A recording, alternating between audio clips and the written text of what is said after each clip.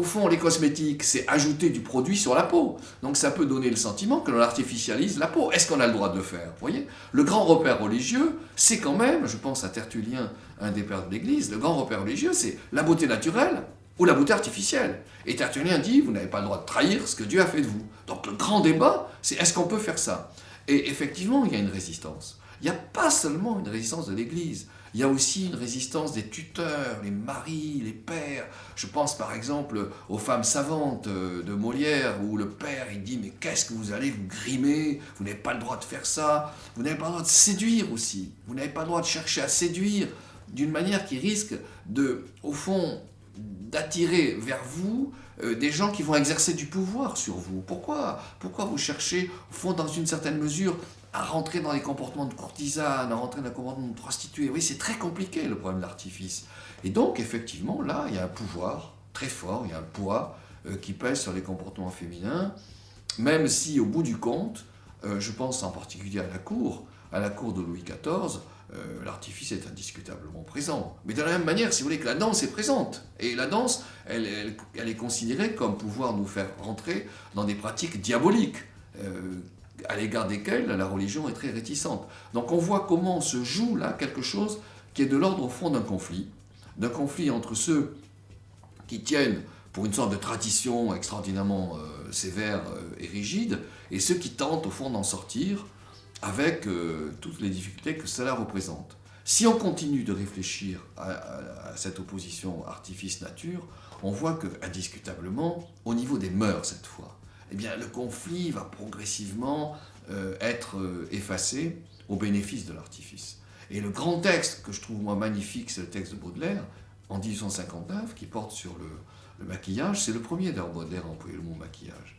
Et Baudelaire dit, mais la femme, elle a parfaitement le droit de recourir à l'artifice, parce que la femme, c'est au fond un objet d'art, c'est un objet qui a le droit de se transformer pour entraîner, proposer, enfin améliorer, dynamiser quelque chose qui est dans l'esthétique, mais aussi, et le passage de Baudelaire est absolument magnifique, mais aussi quelque chose du mystère. C'est-à-dire qu'elle a, en se travestissant, en se transformant, elle creuse en quelque sorte le fait qu'elle crée de l'attirance qui n'a pas de fin. Enfin, le cerne sur les yeux, le cerne noir sur les yeux, c'est au fond, dit Baudelaire, dans une phrase que je trouvais moi extraordinaire, c'est créer de l'abîme, c'est créer quelque chose qui n'a pas de fin, qui nous fait rentrer dans du mystère. Voilà.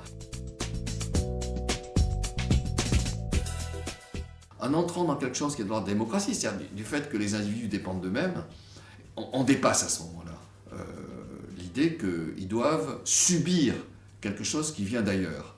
Et donc ils s'affirment avec ce sentiment qu'après tout, ils ont le droit de le faire. Et on voit également à l'époque de Baudelaire cette différence entre la beauté naturelle et la beauté sociale. Vous voyez, c'est pas la beauté faite par Dieu et la beauté artificielle, là on sort du repère religieux, et on oppose la beauté naturelle et la beauté sociale. Et le texte de Madame de Girardin, qui est écrit dans la mode en 1840, donc ça précède Baudelaire, le texte de Madame de Girardin dans la mode est fondamental. Parce que, de la même manière que le texte de Baudelaire, il est fondamental ce texte. Parce qu'elle va dire, mais nous vivons en société, nous vivons dans des échanges. Et donc nous avons absolument le droit d'assumer dans ces échanges quelque chose qui favorise la manière dont nous existons, exactement comme l'habit favorise la manière dont nous nous présentons. Donc Madame de Girardin a fait un texte superbe, en disant, mais après tout, écoutez, arrêtons, la beauté naturelle, très bien, mais la beauté sociale, elle est plus importante. Aujourd'hui, c'est une évidence totale, le fait de recourir à de l'artifice, et cette évidence, elle s'est accrue même, au sens où c'est une pratique qui rentre de plus en plus tôt dans l'âge des personnes, à l'adolescence, alors que jusqu'à longtemps l'adolescence était interdite, et elle entre de plus en plus tard dans la pratique des personnes avec cette idée que le cosmétique, vous voyez, c'est pas seulement nettoyer, embellir, c'est aussi protéger, d'où le rôle très important des pratiques d'anti-âge qui sont inventées à la fin du XXe et qui fleurissent aujourd'hui, qui sont un véritable marché. Les individus s'affirment de plus en plus comme représentant eux-mêmes, comme ayant pour charge de traduire leur personne.